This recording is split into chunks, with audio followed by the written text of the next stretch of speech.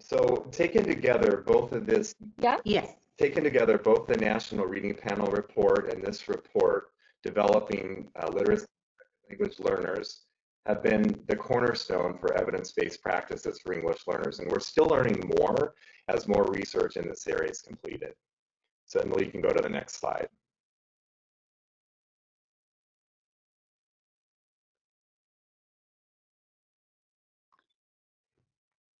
Okay, so what is structured literacy? Structured literacy really emphasizes language development. And language development comprises several components. Specifically, the speech sound system or phonology. This would include phonemic awareness instruction.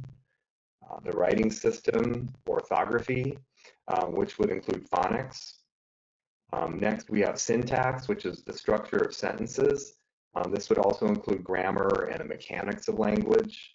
And then also morphology, which is meaningful word parts, the smallest units of meaning like prefixes, suffixes, and Greek and Latin roots. This would also include working with syllables and the 6-syllable types, which we'll touch on a bit later. But again, morphology and syllables are different from one another. And the last component of structured literacy is semantics. And this is a large category that includes vocabulary, comprehension, and writing, which are all 3 big ticket items in instruction. So much of this instruction within a structured literacy approach is systematic and explicit. And Elsa will be talking much more about that in the rest of going on forward in the presentation. So I'm going to go ahead and turn this over to Elsa now to talk more specifically about how this all works for English learners. Thank you. Welcome, everyone. Now I'd like to talk about some of the special considerations for structured literacy instruction among English learners. We all know that English learners can certainly benefit from that early, intensive instruction and phonological awareness to build those decoding skills. But what's going to look different for an English language learner?